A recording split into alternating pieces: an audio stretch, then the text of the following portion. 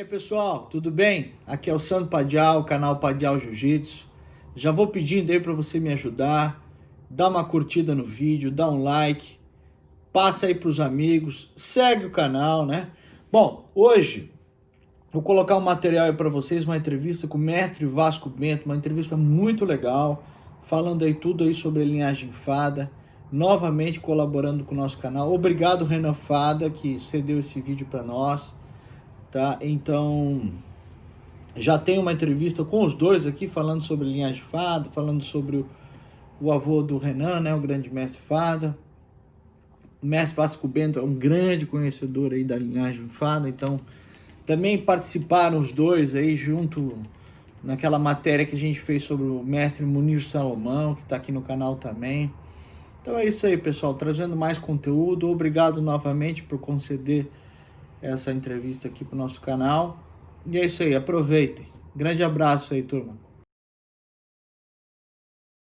Mestre Vasco Bento, eu queria saber do senhor aonde começou a Academia Fada e aonde e que ano que ela foi parar em Bento Ribeiro.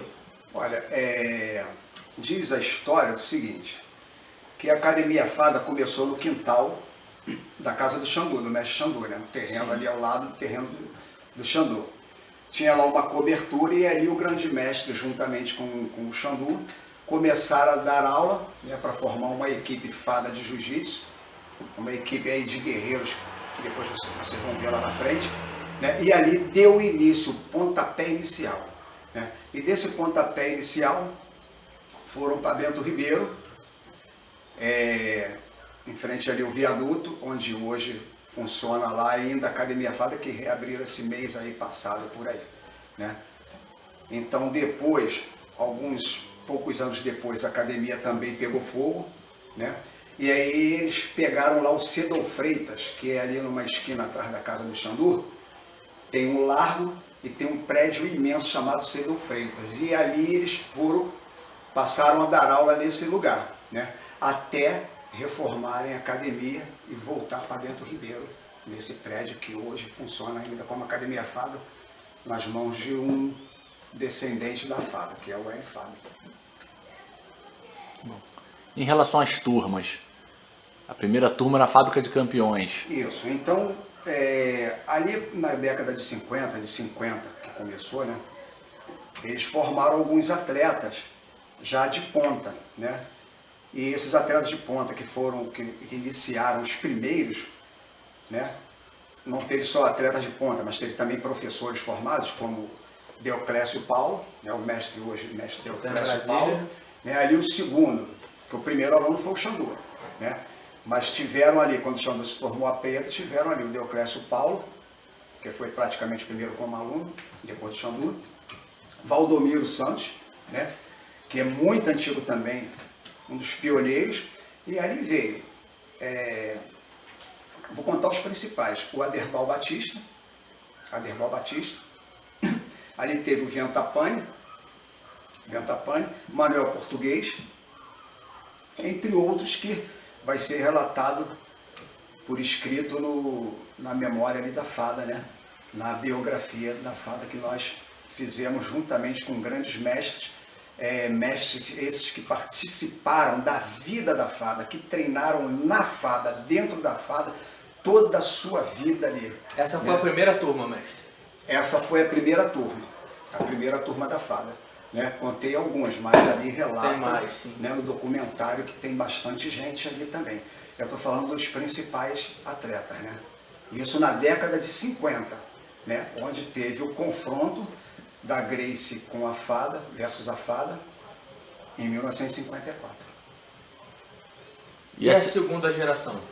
A segunda geração, ela foi formada,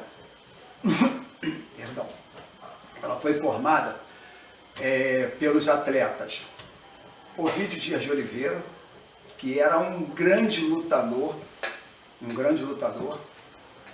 Ivan Batista, que era como se fosse um filho do Fada, que o Fada venerava, e ali tinha já uma turminha também, dessa de 50, também veio caminhando junto com a década de 60, né? Ovidio Dias de Oliveira, E ali tinha também, ainda era ali pela sua faixa roxa, Osório Dias de Oliveira. Aí na década de 60 tinha o José Lopes Coutinho, né, que é o mestre Coutinho.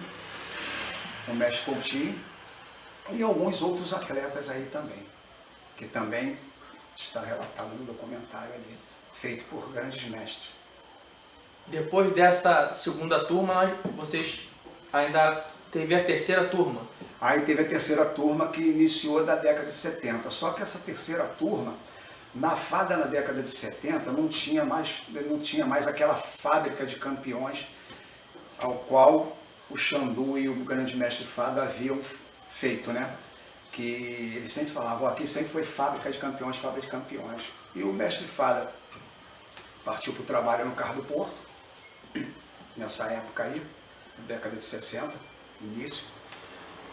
E o fada começou, né, a caminhar pelas academias dos seus pupilos, né, seus formandos ali, e começou a dar aula, dar seminários, né, deixando um pouco de lado a academia fada, indo lá esporadicamente, porque ela ficava muito mais na mão do mestre Xandu. E o mestre Xandu já não fazia mais, já não tinha aquela equipe de competição, né. E quando foi, eu entrei ali na década de 60, no final de 68, lá para a academia do Ivan, né, 69, 70, 71, e fui conhecendo essa turma da fada. E lá aparecia muito para dar aula no Ivan Batista, era o grande mestre fada. Era direto, né, porque ele tinha o Ivan como filho. Mas ele também rodava as outras academias de seus alunos, que era do mestre Jonas, mestre Valdomiro, Jacê Paulino,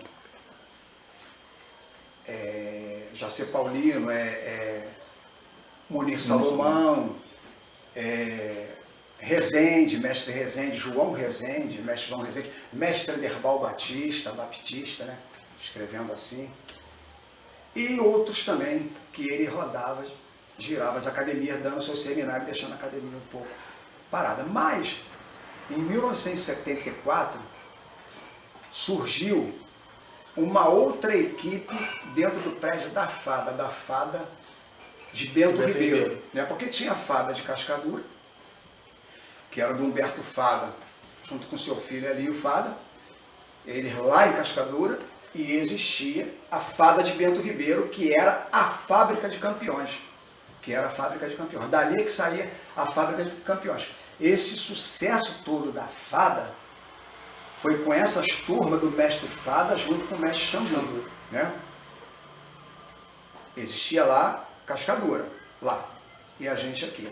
Recebia muita visita do Elinho com seus atletas na fada, sempre eles iam lá visitar para fazer alguns combates, alguns treinamentos, porque naquele tempo não tinha esse jogo de amigo, de compadre, não. Ah, vou ali dar um treininho na academia do fulano e o fulano vai me aliviar. Não, eles iam lá para sair no pescotapa mesmo, era na realidade. Alguns saíam com supercílio rachado, treinamento no chão era para finalizar, não tem esse negócio de amigo. Isso não, era para vencer. Como se, o treinamento era como se fosse uma competição. E depois dali, se ficasse meio salgado, o pessoal já, ó, vamos fazer uma trocação aí você, vamos partir para a trocação. Aí já partia para a trocação, aí ninguém aguentava com o Ivan Batista, ninguém aguentava com o Ivan Batista, ninguém aguentava com o Osório Dias de Oliveira, com o Ovidio Dias de Oliveira. Era muito bom na trocação também.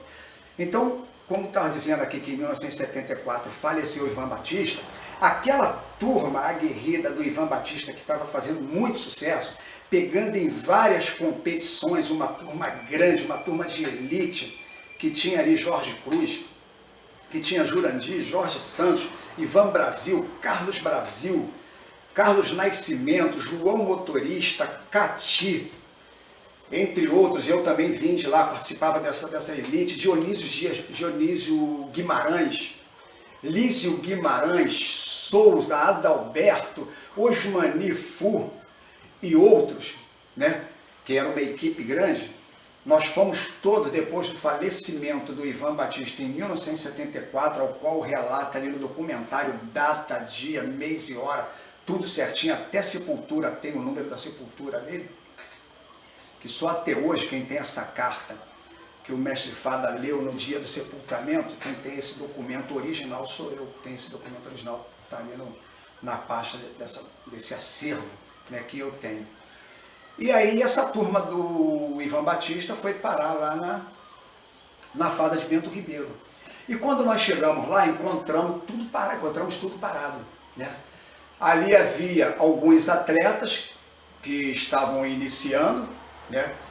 Como alguns já eram faixas azuis e outros eram faixas brancas, que tinha ali o Joilson Cardoso, tinha ali o Laerte Barcelos, que tinha seus 14 anos e era faixa verde, tinha o Valentino, que era um faixa amarela ali com seus 13 anos, por aí.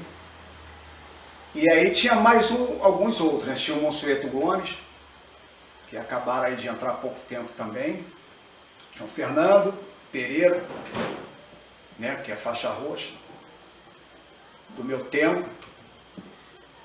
Tinha alguns outros atletas como Cabelinho, mas ninguém competia. Só quem ia muito para essas competições era o Laerte Barcelos, dali da Fada, e o Rodolfo Valentino, que participavam, né, que participou antes da morte do falecimento do Ivan. Teve o Suburbano de 72, o Suburbano de 74, e eles se encontravam lá quando crianças.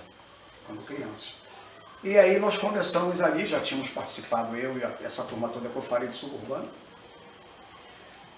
E quando nós nos deparamos lá com a Fada, uma Fada parada, nós fomos para lá sob o comando de Ovidio Dias de Oliveira.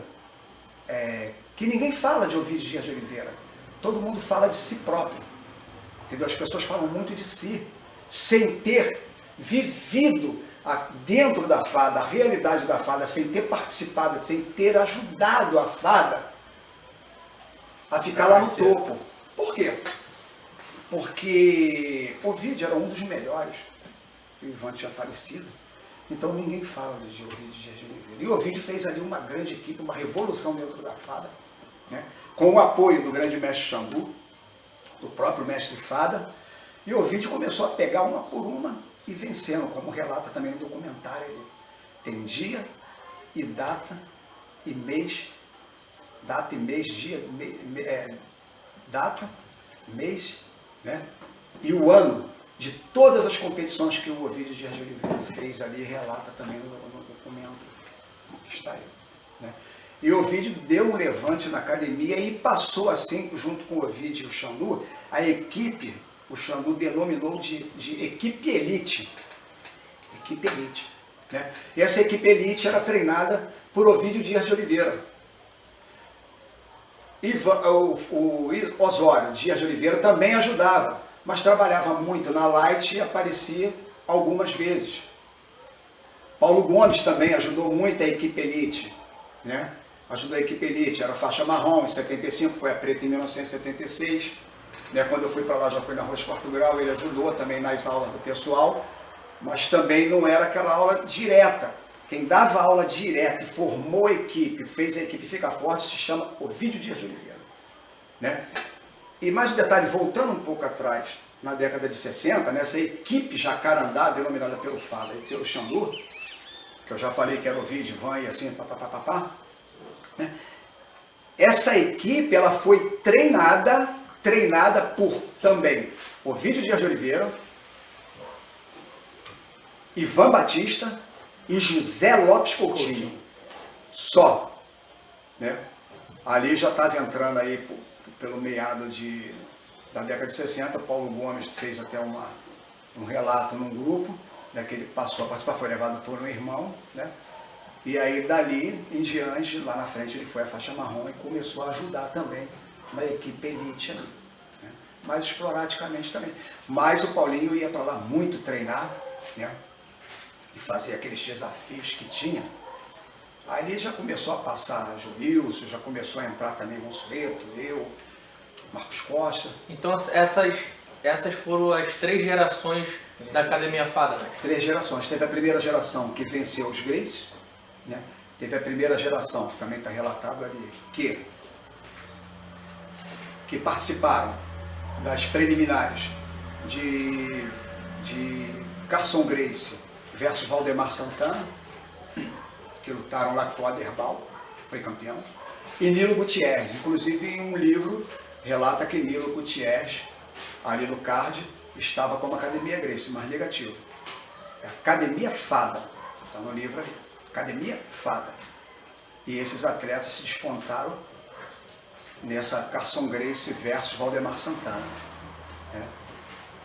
Também teve um combate que participou das preliminares também, a Fada, com seus atletas, foi na luta de Valdemar Santana e versus Ivan Gomes, também. E nessa luta, quem lutou nas preliminares? Ovidio Dias de Oliveira, que venceu o Valdo Santana, está ali relatado ali, ou vice-versa. E o Ivan Batista venceu um outro atleta também que se chamava, que tinha um apelido que era Santana também, que era sobrinho deles também, mas tem o nome direitinho ali, certinho no documentário ali, que vocês vão colocar no site. Então, mestre, o campeonato suburbano era o que existia em termos de competição esportiva, né? Os demais eram desafios entre academias e os vale-tudo que ocorriam, às vezes, dentro das próprias academias com as portas fechadas. Como é que funcionava isso, mais ou menos, essa dinâmica? Era assim, ó, uma academia se confrontava contra as outras, né? Contra as outras. A Federação do Estado do Rio de Janeiro estava ali, mas não atuava, né? E não é como hoje, né? E todo mundo era federado na Federação de Pugilismo, as faixas pretas de jiu-jitsu. Existia uma federação que era pugilismo. Então fizeram várias associações junto com o Muniz Salomão, com Fada, com grandes nomes aí do jiu-jitsu da Fada, e contava muito com a participação e a ajuda do nosso querido Rose Gracie, né? Estou até olhando para o troféu ali para me lembrar do Rose, e o Rose participava muito com essa turma do Munir nessas competições. Houve muitos combates na Zona Sul, né? Houve muitos combates na Zona Norte, e esses combates se davam muito no Melo Tênis Clube, mas antes era muito no Florença, em Vila Cosmo, esse suburbano. Depois passou a ter grandes combates também no Melo Tênis Clube, né? Onde participavam grandes nomes da Zona Sul e grandes nomes da Zona Norte, do subúrbio, né? E ali tinha o campeonato primeiro, na década de 70, comecinho suburbano, que era como se fosse um campeonato carioca, né? Tinha competições triangulares, quadrangulares, 5, 4, 6 equipes, 7 e ali por diante, 10 equipes, se confrontavam. E tinha uma grande massa nesses campeonatos, porque o Munir Salomão, eu acho que o Júlio César até herdou isso aí dele, essa inteligência dele, que o Muniz Salomão naquela época já entrava com 400 alunos, 390 e poucos alunos, e o Munir era campeão de tudo. Campeão de tudo. A Oriente, lá de Niterói, do grande mestre Câmara, muito gente boa, tirava em segundo, mas já entrava ali com seus 300, 290 e poucos alunos, atletas. Tinha gente que entrava com bastante, 180, 100 e pouco. O próprio Melo entrava com 100 e pouco também, era o Tênis Clube. E existiam esses campeonatos. E também o Carioca, né? O campeonato Carioca. O foco maior do campeonato Carioca era lá, né? E o Munir conseguia trazer o pessoal da Zona Sul, porque o Munir era muito colado com o Hélio Gracie. O Hélio confiava muito aqueles combates, desafios de vale tudo, ao Munir como árbitro. O Carson Gracie também, muito colado com o Munir. Às vezes ia ter uma competição lá e o Munir e o Carson Gracie juntava aquela turma, né? O Carson para levar para lá e fazer esses confrontos aí. Então existia muito isso aí, realmente você tocou num assunto aí bom, porque existia grande número de competidores, lotavam mesmo, eram 9 áreas de jiu-jitsu, às vezes era 8, e como nos dias de hoje, lotava o Melo Tênis Clube para esses confrontos aí. Tinham grandes atletas, poxa, atletas aí mirins, Laerte Barcelos, o Rodolfo Valentino, Chiquinho, né, que teve aí na novela aí como vilão, que hoje está mais cheinho, Chico Melo, né? Teve ali, entre outros ali, em 74, começou o Júlio César, começou a se despontar, né? Elinho Borges estava lá também. E aí mais para isso aí mais para 70 começaram ali, né?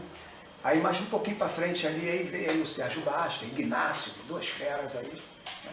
O Sérgio Basta jogava muito em pé também, fez várias competições ali. Eu vi ele conversando com o Hélio Fada, também disputavam muito em pé, né?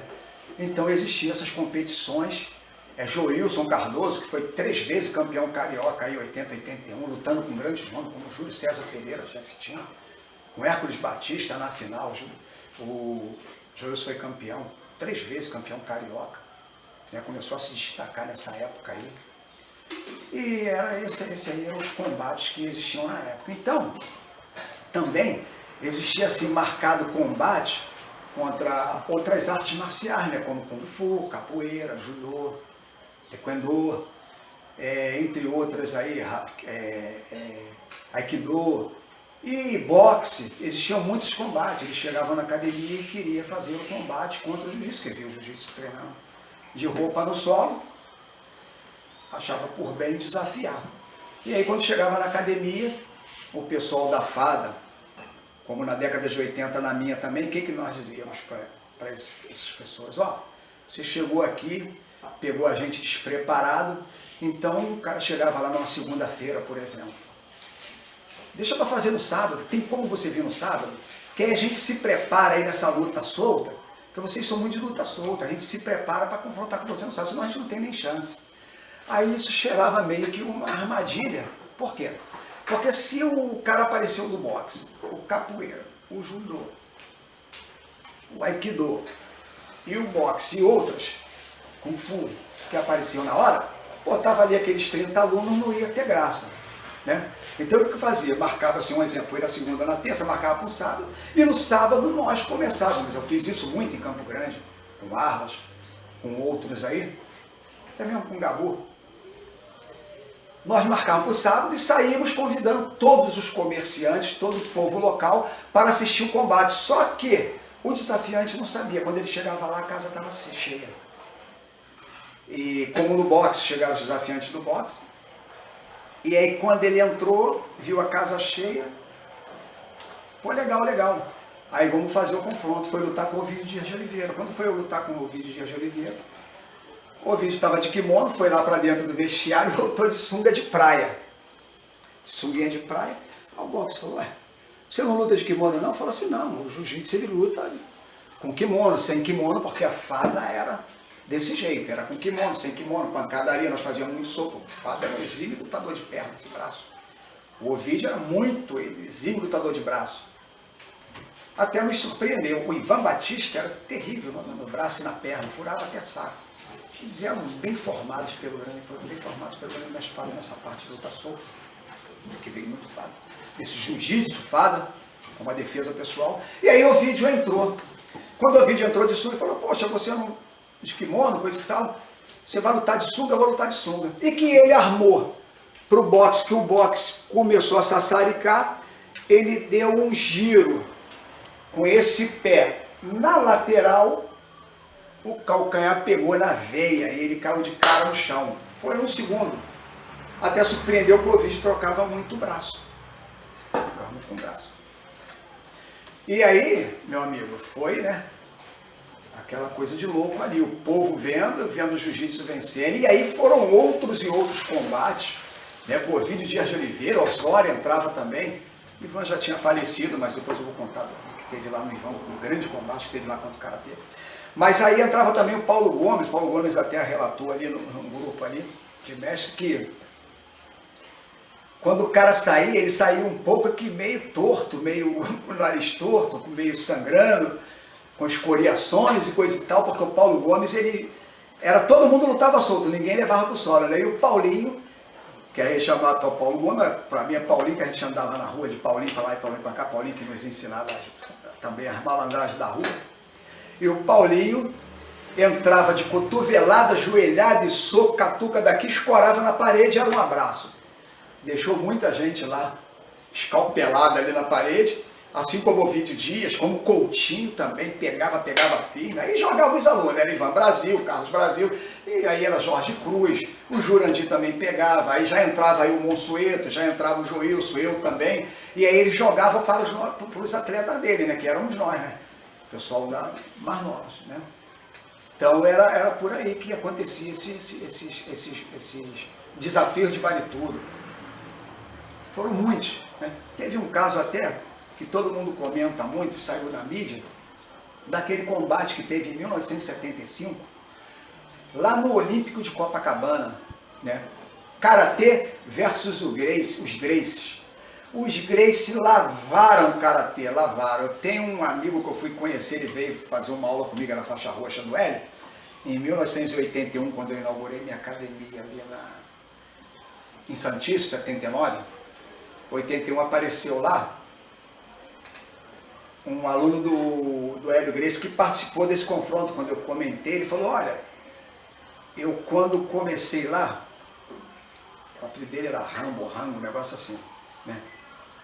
Aí quando começou, que o Karateka deu aquele voador aqui, eu entrei por baixo, pô, ele caiu, machucou a cervical, pô, capotei, ele machucou a cervical. Então isso aí foi um grande feito dos Gracie, saiu na mídia, estourou, né, nos jornais e tudo, mas só o que a grande massa do jiu-jitsu não sabia, porque não teve essa divulgação, é que a Fada já havia feito isso aí, já tinha tido esse feito, lá na quadra da Academia Ivan Batista, em Bento Ribeiro.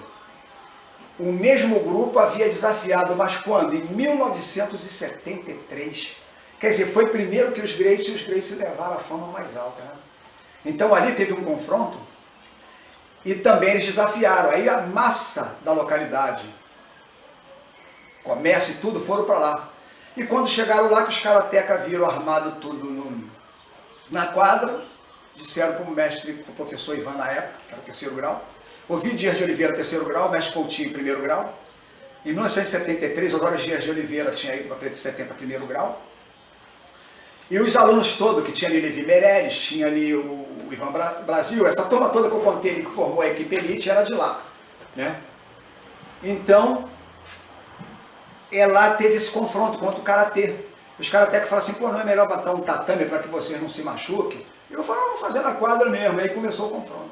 Papai, um caiu, o outro caiu, os 10 confrontos. Foi uma decepção para os Karatecas. Ganhamos todos. Só que não saiu na mídia, e todo do local, professor, tudo, isso aí foi divulgado para geral, né? Divulgado para todo mundo. Quer dizer, grandes confrontos que as pessoas não conhecem a verdadeira história. Muitos professores Fada não conhecem a sua verdadeira história, a verdadeira origem, o que teve ali. Outra coisa, hoje está muita coisa filosófica, né? E frases feitas que eles pegam não sei aonde, muita fotografia. Mas o Fada era o seguinte, o lema dele era competição, respirava competição, por isso que eu respiro competição. E sempre respirei competição. Por quê? Porque nós fomos formados desse jeito. O Ovidio queria ganhar de todo mundo, o Osório, grandes campeões, o Ivan Batista, o Coutinho, eles tinham ali era fábrica de campeões. Fábrica de campeões, foi isso aí. Mestre Vasco Bento, como é que se expandiu essa linhagem Fada? A nível de academia? A nível de academia, isso. Olha, a nível de academias é o seguinte, eles foram formando-se, né, faixa preta, muitos. Alguns não eram alunos do grande mestre Fada, da academia Fada do mestre Xandu, né? Vieram de outras academias, como o Jonas veio da luta livre, como o Coutinho veio da Gracie, na sua faixa já marrom, daquele lado, da linhagem Gracie, como alguns outros também aí vieram de outras linhagens, né? E aí foram para a academia Fada, a Fada os aceitou, se formaram preta com o grande mestre Fada, né? Com o grande mestre Fada, e seguir em frente aí, né? E cada um foi montando as suas próprias academias, como o Hildebrando, um grande lutador, grande fera do jiu-jitsu, né? Teve vários confrontos, e dentre esses confrontos aí ele teve que disputar com o Coutinho e com Hildebrando, e entre outros numa turma de 10, né? No mesmo dia fazendo um confronto com 10 que dava 9 lutas, né? E o Coutinho se sagrou campeão e o Hildebrando segundo, para poder ter a graduação, porque a graduação era por combate. Então nesses combates era para graduar a faixa preta, e eles foram faixa preta, coisa e tal. Então aí começou a dividir. Anchieta foi para lá, Coca-Cola, que é o Hildebrando, pai do PH, Alexandre PH, para lá. Aderbal Batista montou sua academia em Padre Miguel. E o Jacê lá na Baixada, grande professor. Foi nessa época que o mestre Deoclésio foi para Brasília também? Antes o mestre Deoclésio foi para Brasília quase que na inauguração de Brasília, depois, né? Porque ele teve que ir para lá, porque é militar, sendo militar, estava mandando muita gente para Brasília, que precisava desses militares e precisava também de outros tipos de trabalhadores para ir para lá também. Como meu tio, que era da aeronáutica, também foi parar em Brasília também. E o Deoclésio lá abriu, hoje o Deoclésio tem um grande aparato lá, um grande exército da linhagem dele lá, que é a linhagem Fada, mas no né, Deoclésio Paulo, ele tem um grande exército lá, ele domina aquela área de Brasília lá, esse exército da Fada. E aí teve ali o Munir Salomão, né, que pegou aquela área lá do Melo Tênis Clube ali, não lembro muito o nome daquela área ali, do ali bairro. É Vila da Penha. Vila da Penha.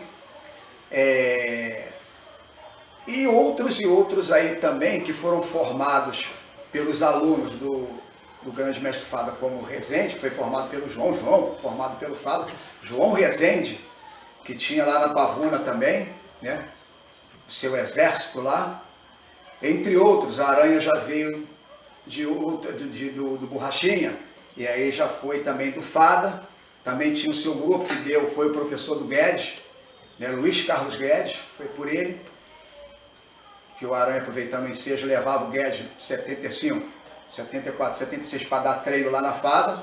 Eu não era aluno, mas dava os treinos lá, né? Posteriormente, lá na frente, como relata ali, que o mestre Guedes ajudou o grande mestre Fada ali de 83, 84 em diante, que quem ajudava antes era eu, o Joilson e o Marcos Costa. Ajudava o grande mestre Fada lá em Vila Valqueira. Numa academia dessa do mestre Fada que foi o Deoclésio, que passou para o Munir, né? Depois o Munir Salomão passou ali para o Orivaldo, depois do Orivaldo, falecimento do Orivaldo, passou para o grande mestre Fada, né? Então foi começando a jogar para lá, pegou aquela área de Niterói, que formou várias faixas pretas, o Itaboraí Pereira, né? Itaboraí Pereira, teve o Plínio Madureira, e começou a jogar muito, entre outros, e aí foram formando os seus faixas pretas, formando esse grande exército da linhagem Fada, que hoje, nos campeonatos aí da CBJJO, SAF, D, Rio, e entre outras aí, JJP, FJJP, outras competições, como do Linda PH lá, que é o Alexandre, que tem aquele circuito da Baixada, 70% dos atletas que participam dessas competições, eu digo isso aqui, ó, na íntegra, que são da linhagem Fada. Basta ver que quem ganha tudo aí é o Júlio César Pereira. Júlio César Pereira é o quê? Fada, feito pelo Munir Salomão, por isso que o Júlio é inteligente, né? Veio do Munir Salomão, Munir Salomão ganhava tudo na década de 70, 60. O Júlio também ganha tudo, né? Não podia ser diferente, né? Não podia ser diferente. Até tem um vídeo assim que fala muito do Rodolfo Vieira, que foi 4 vezes campeão mundial e tudo, absoluto 2 vezes, depois ficou doente, 2009, coisa e tal, não pôde, teve problema muscular.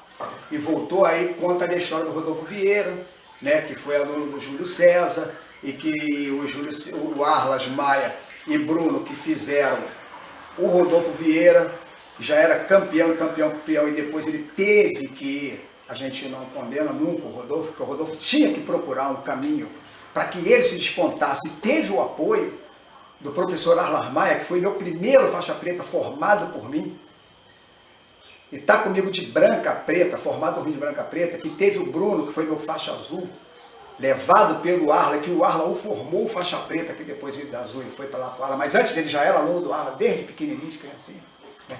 Então é bom que alguns sites, alguns vídeos, alguns áudios, veem as coisas assim meio um pouquinho erradas. É só fazer uma correção nesse relato do Rodolfo Vieira lá, que esse rapaz que faz esses vídeos, né, eu esqueci o nome dele, eu já até vi um aqui, dito por ele ali que o Arlas era aluno do Júlio César Pereira. Não, o Arlas não era aluno do Júlio César Pereira, era aluno do mestre Vasco Bento aqui, que sou eu, né?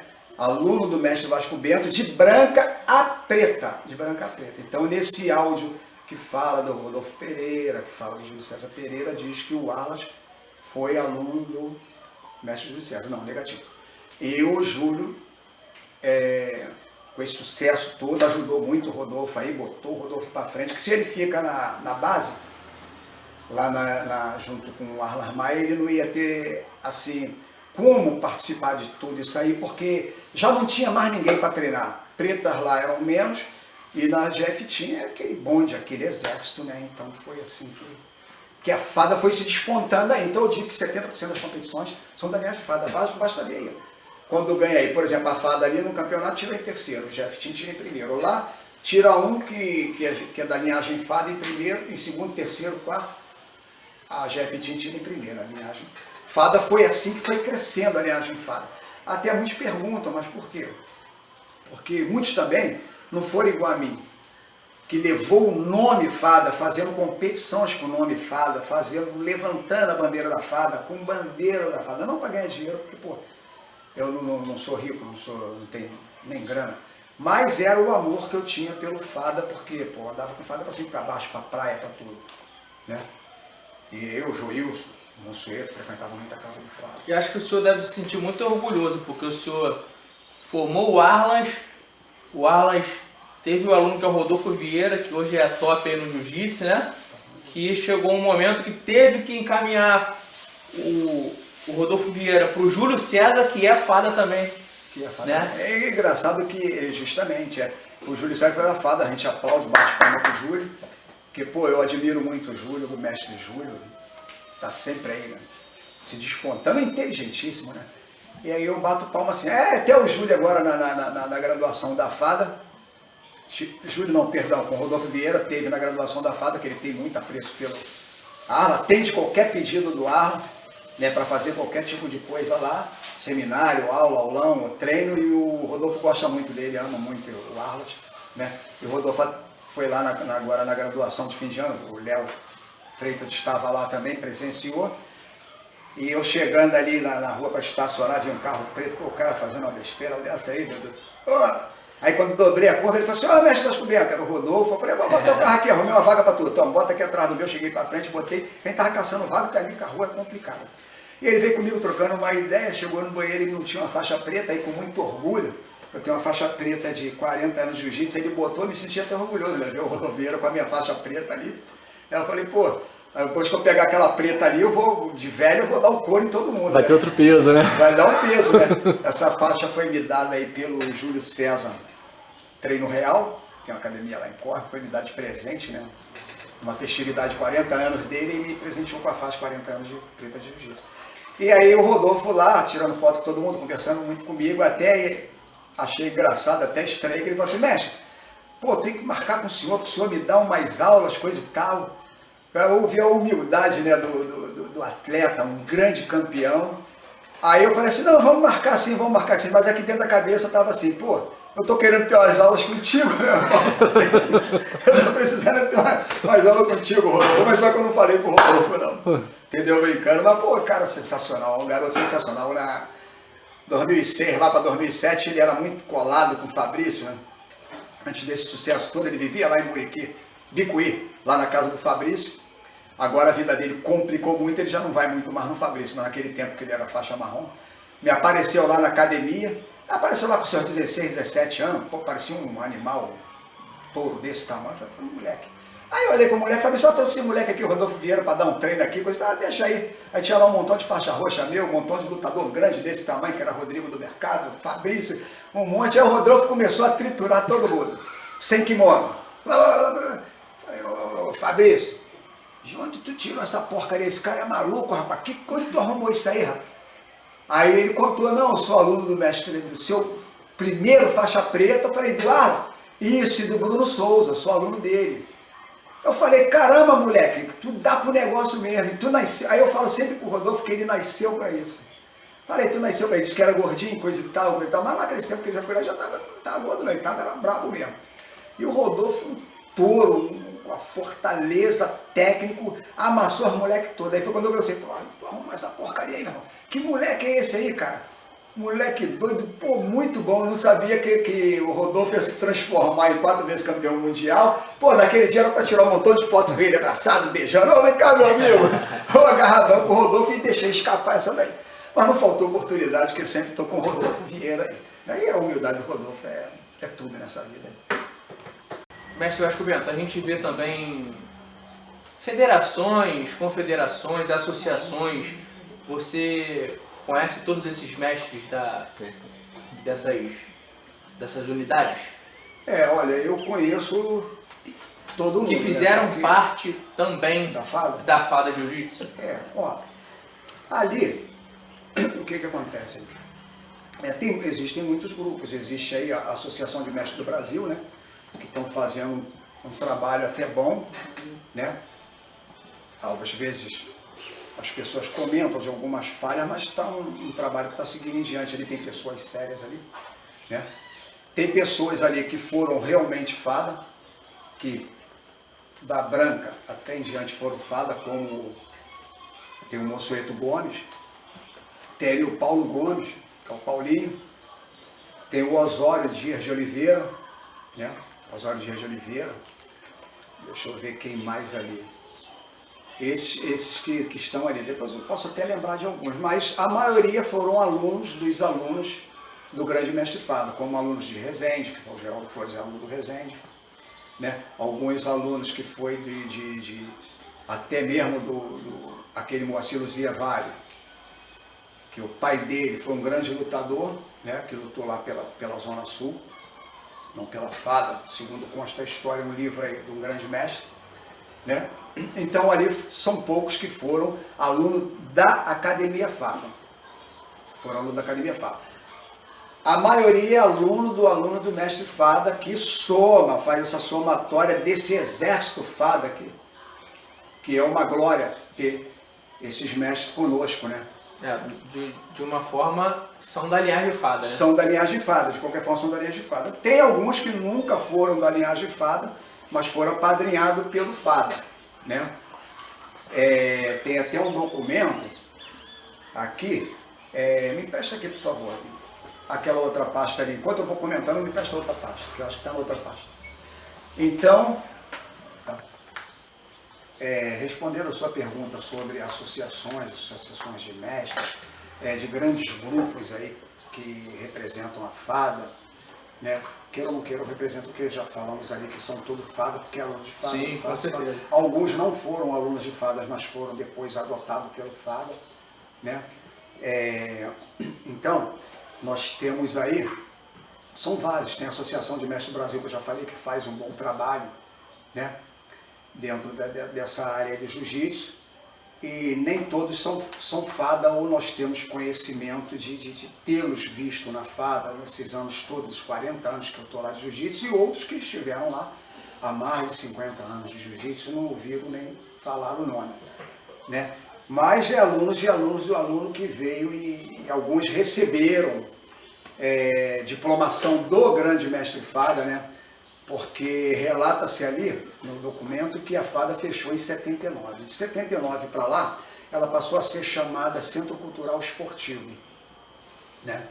E de 79, o FADA ele deixou a academia, a Sociedade Covid e Cuxandu, e foi o pessoal pensa que foi primeiro lá para Valqueira, não foi. Ali em 79, depois ele foi para o Cedon Freitas, porque quando lá atrás que eu contei aquela história que pegou fogo, depois ele voltou para lá em 79. E ficou a Academia FADA. E quem ia lá ajudar o FADA era eu e o Joilson. Porque tinha musculação que era do Demétrio, a academia era do Demétrio, e ele cedeu a área para o mestre FADA fazer a sua FADA ali.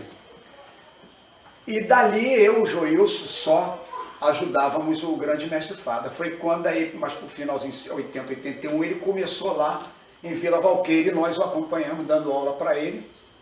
Eu, o Joilson, Antônio Cardoso Nascimento, e o Marcos Costas, começamos a ajudá-lo. Eu saía da minha equipe aqui de Campo Grande e ia lá dar aula para ele de manhã, à noite não dava. E o Marcos Costa ajudava ele à noite, os também, quando iam de dia também, né?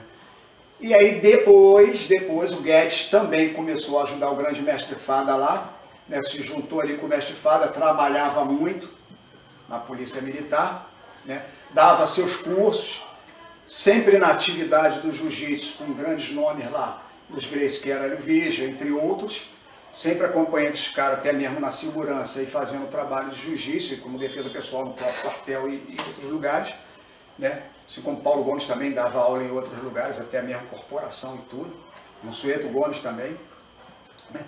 Então, voltando aqui para Vila Valqueire, onde ele assumiu, o Guedes o ajudava, depois o Guedes já não deu mais. Isso ali é 83, 84 para 85. Aí o Guedes colocou lá dito pelo Guedes, colocou o Mazinho lá, né? O Mazinho apareceu lá também, começou a ajudar o mestre Fada e até teve o certificado Fada também, porque o Mazinho teve aulas com Jonas, ali com o Guedes, né? Edmilson também, não nega, treinou com o Guedes também, né? Também ganhou, foi a preta, quem colocou lá na cintura foi o Fada, dito pelo mestre Edmilson, documentado ali, tem um certificado do Fada. Gustavo Souza teve o documento do Fada ali, né? Os irmãos Hermes e Simplício, eles iam muito lá, quando a gente era moleque, para se confrontar, porque o Coca-Cola levava só eles dois, tive um amigo aí que falou que levava, mas não ia. Eu perguntei se o Ildebrando levava sempre. O Ildebrando não levava sempre, só levou e apresentou o Hermes Simplício para se engalfinhar lá, né? Participar das competições, das seletivas para lutar fora. Não levava outros atletas, né? Porque já ouvi falar que levava sempre. Não, mas ele não levava sempre. Ele só levou essa vez e deixou lá a cuidado da Fada, o Hermes e o Fernandes, que eram dois guerreirão, né? Então ali, voltando para Vila Valqueire, década de 80, 82, 83, 84, 85, o Guedes dando ajuda, né? E o mestre Mazinho assumiu à noite, e aí depois, mais à frente, o Monsueto Gomes fez uma proposta para o grande mestre Fada.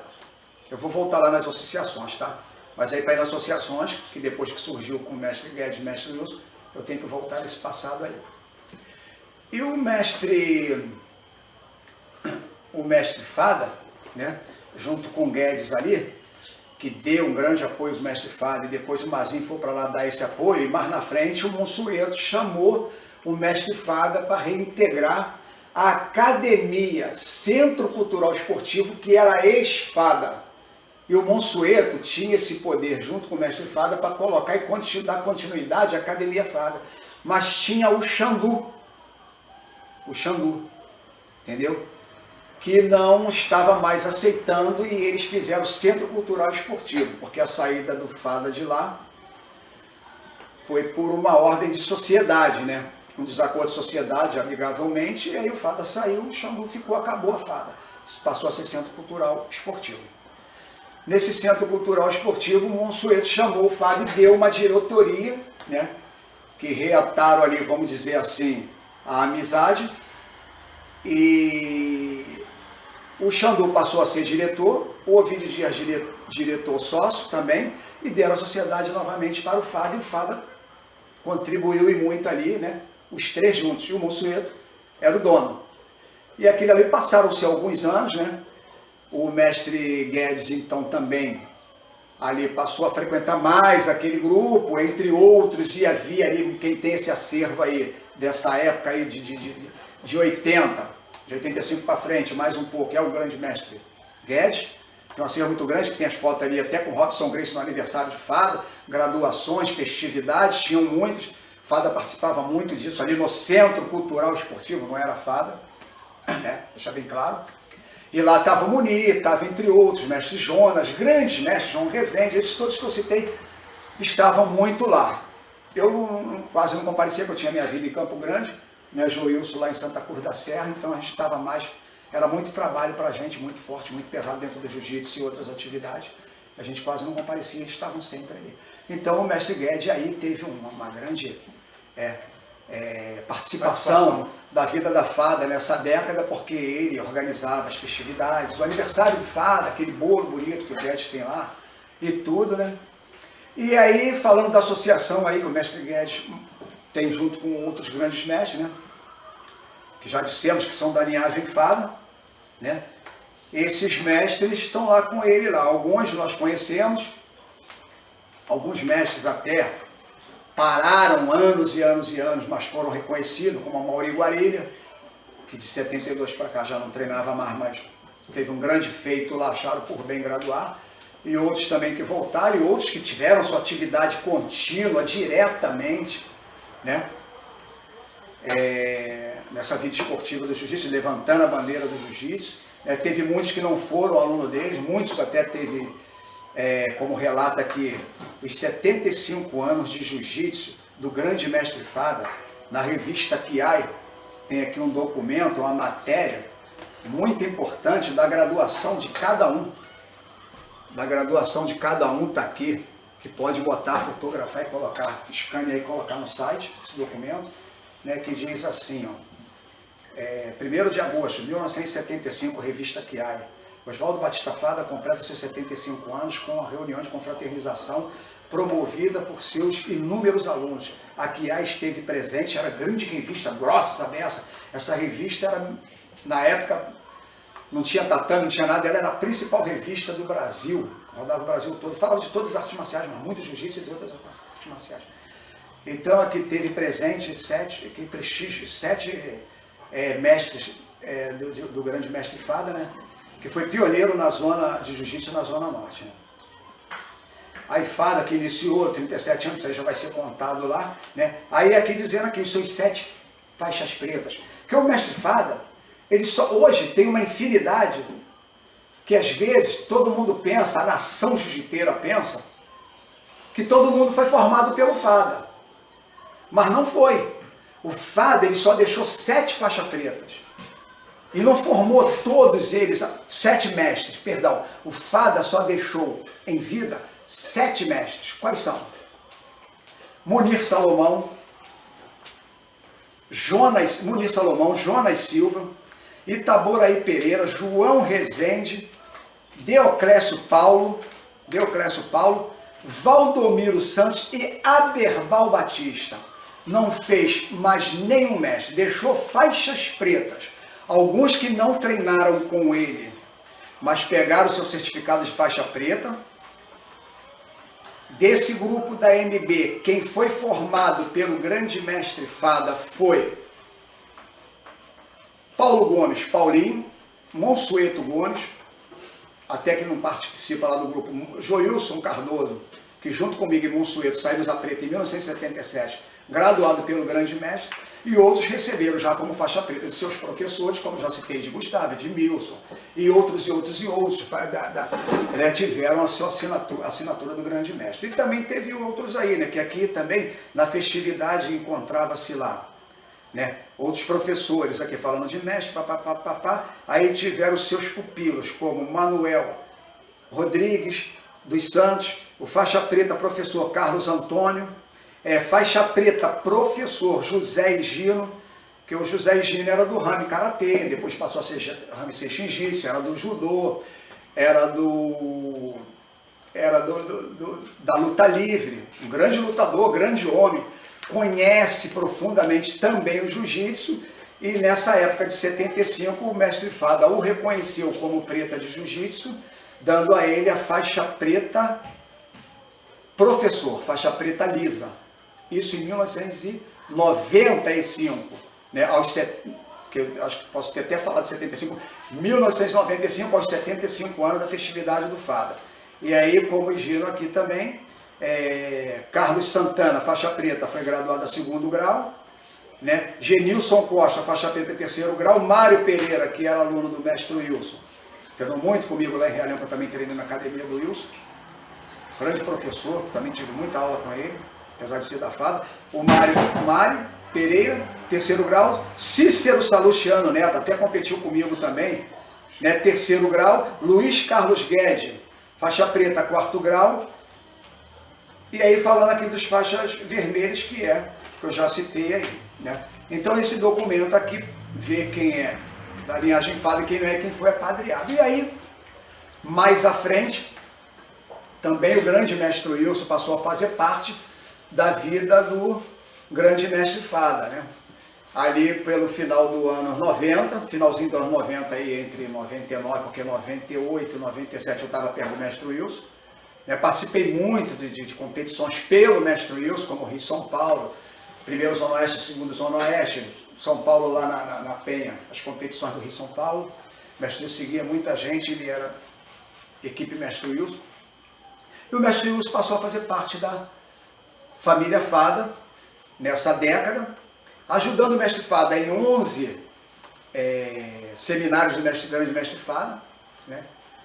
Que até quase muitos não visitavam o mestre Fada, o grande mestre Wilson muito colado com ele, muitos tinham seus afazeres, suas academias, muita coisa, e o mestre Wilson tinha uma grande disponibilidade, como tem até hoje, de viajar pelo mundo afora, aí, né, levando a sua equipe para frente.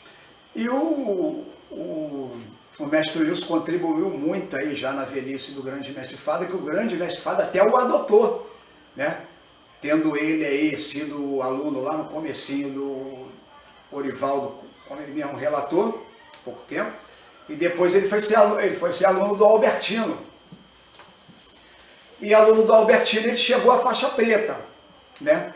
Ali com o aval também do grande mestre Aderbal, até conta o mestre Hertos, né, que é um grande nome aí do jiu-jitsu, Hertos Baptista, né? E um grande nome do jiu-jitsu, tem outros grandes nomes, como Laerte Barcelos, dessa linhagem Fada, como falei, o Hermes Fernandes, PH, e entre outros, né? E o mestre Wilson, que foi formado pelo Albertino, né?